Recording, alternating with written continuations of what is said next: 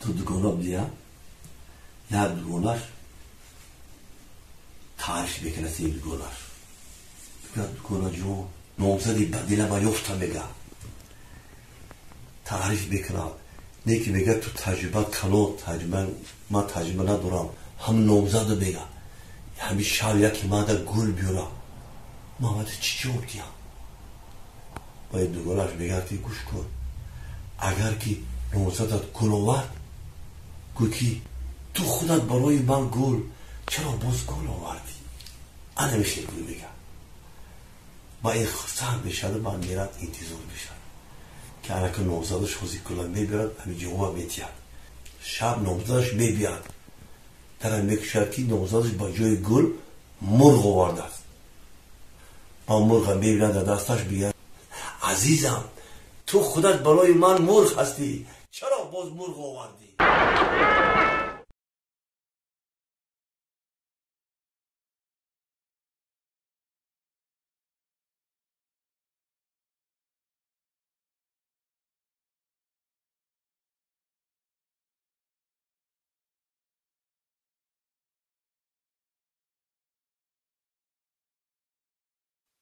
دسته عاطفه گوهم دو جوره بدین یکش کجاش میمره یکش باباش بعد او جوره دیگرش پیش او جورهش میره میگه تو چیوا گریه داری میگه چوجه من مرده میگه آخه بابای من مرده من گریه نمیکنم آخه چوجه من تخم میکرد بابای که تخم میکرد مخلصان کانال ایمو سلامت باشه برادر عزیز خیلی همه برای شما از داخل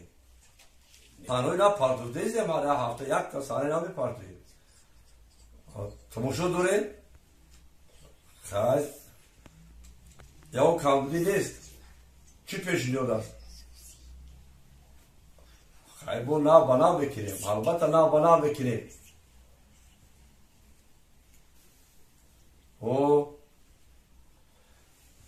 لطیفه ها گفته است دیوان لطیفه نو اینه به حاضر میگم حاضر میگوین همه حاضر بپارتوین یک تا اینه شما گوش کرا گیره زوغ سیاه بچه میزنه لب بکنم مکتا برحمونه میزنم همی خیلی بزنه کی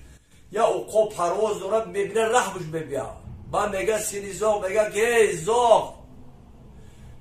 تو انصاف داری نداری نخوا این بچه این قدر مرد نگزنی و تو بچه تا معیم میکنی بس که نزن بچه تا